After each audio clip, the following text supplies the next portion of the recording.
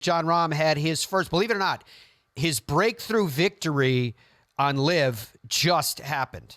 He'd been knocking on the door a lot, but actually breaking through. This was his first individual win, and the first individual win came. Now, full credit to Jon. Jon did what he had to do to win, but in order to win, Tyrrell Hatton missed a 5-foot putt on the 18th hole that would have sent the event into a playoff. Yes, Hatton is on Rahm's team. We'll get into that story in a second, but Jon Rahm spoke to the win, and he was pretty emotional following. Here he is talking about what it felt like. Well, it's also, first of all, it's my first win since Masters last year, right? So a little bit longer than I would have liked, especially because I feel like I've put myself in position many times during that year.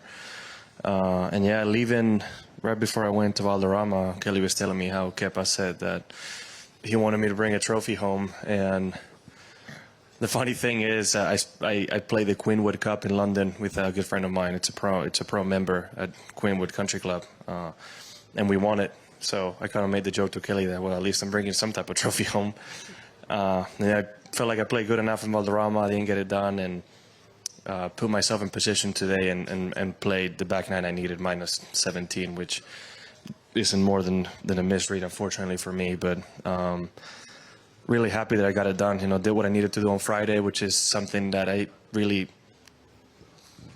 feel like I haven't done this season, right? Take the lead or shoot a low one to put myself in a really good position to where maybe I can afford a bet Saturday, right? And instead of playing catch up for the entire weekend, I was kind of in position and learned from the mistakes I made yesterday. I adjusted and played a fantastic round of golf today that, you know, there's not a lot that went wrong. Made a lot of good swings out there and had a lot of fun, which is kind of how you want it. And at the end of that, now that Kelly and the kids are watching, just knowing that I'm bringing a trophy home for them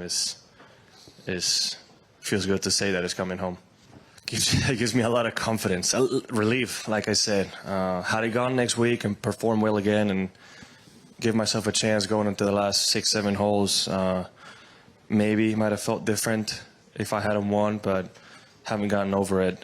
I think I would approach a moment like that with a little bit more confidence and especially after learning from what I could have done better today. So it's something I really look forward to. It's going to be a fantastic week to share with David, you know, being another LIV member, a player that's become a really close friend of mine. It's going to be a lot of fun, and hopefully one of us has a chance to get the gold.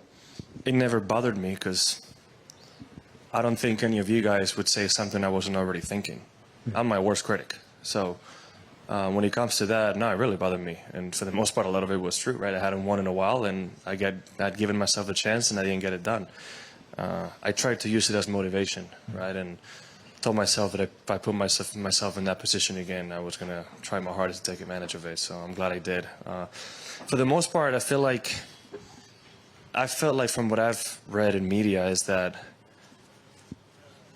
I guess maybe my play hasn't reflected how good I really felt about my game, right? I felt like I was playing good, and I guess top 10s is not enough anymore, even when I didn't feel my best in some of the weeks, right? So just because I had poor performances at the Masters and the PGA, I think I was taking a lot of criticism just for 2 weeks on how I was really playing and how I really felt. So for really good to actually perform the way I did on the weekend last week and carry that over and win it. So yeah, I'm happy about it, but you know, you almost, when you're in the public eye, you're going to get criticized. So you almost have to use it as fuel to motivate yourself. No, I'm not surprised. I'm not surprised at all. It hasn't been the easiest. And I really can't remember many wins when Kelly and the kids weren't there. I think it was only one Spanish Open, and I think that's it. So I'm really happy that I had my first LIV Golf win, and under normal circumstances that Kelly would have been here, but unfortunately she couldn't. And at this point, I'm just happy that in 1 week I'll be able to share the moment with them and celebrate. I think that was the most emotional part of things, right? Luckily, every time we've had a child, it's come with a win around that time or shortly after. So, you know, I'm glad that I got this one before she came out. I've thought about that question. I've been asked that question. really don't have the perfect answer, because the Olympics, unfortunately, were not a possibility for any of us till 2016, right? So, and ever since then, there's been 2 editions, and with me not being able to go to Tokyo because of COVID, I might have been a little better watching that. So, hard to position myself on where or the magnitude or something like that may be, but to be able to say that you have a gold medal or an Olympic medal for that matter is something that a very small group of people in all human history can say. So I don't think it might have the recognition it could have yet, but in the future, this may be one of those things that means a lot more than we are aware of right now. So just to be able to add to a Spanish medal count would be absolutely amazing. So I can't put it in a ranking based on majors and things like that yet. But if I were to get it done on Sunday, ask me that same question, I'll be able to tell you, because you can usually tell on that 18th green how he feels. Obviously, you always want to win, right? So obviously, you always want to get that done, but you don't want to see a teammate and a good friend, missing a putt for that happening for me, right? So yeah, it's a bit of a unusual situation that I don't think any of us are used to, right? Team wins, I win individually, but still, having so much respect for Tero, somebody who's a good friend and somebody I've experienced a lot with, to can't really celebrate, because I still feel for him for finishing like that. So personally, obviously, I would say very relieved, having top 10 pretty much every time I've teed it up and given myself plenty of chances to win, and finally getting it done feels very good. Very feels like I got a lot of weight off my shoulders on that one. To be honest, no. I mean, yeah, it's obviously still pretty raw for me as an individual. It's kind of hard to put that to one side. I mean,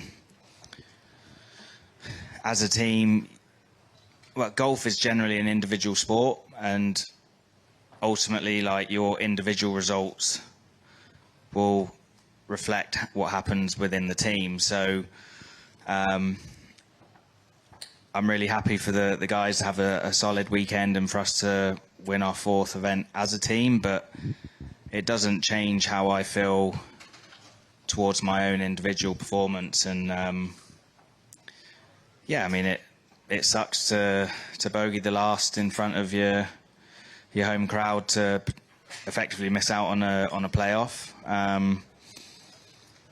So yeah, that's unfortunately the reality of my situation at the moment. It kind of softens the blow a lot on like how you're playing individually if you don't have it going. Like today, I was really grinding all day, and in kind of the middle of the pack, and when I look up on the leaderboard, it's a lot less about where I'm at and kind of how I can help contribute to the team on the way in. But yeah, I mean, it's pretty awesome. I think part of the reason why we're winning like this and have been, and hopefully will in the future, is having this younger team and guys that me and Kieran, who are probably not on Jon and Tyrrell's level yet, we're extremely hungry, and in no way are we ever satisfied. So we're always striving to get better, and I think we have 4 guys with that mindset that I think it's going to add up to a lot of success.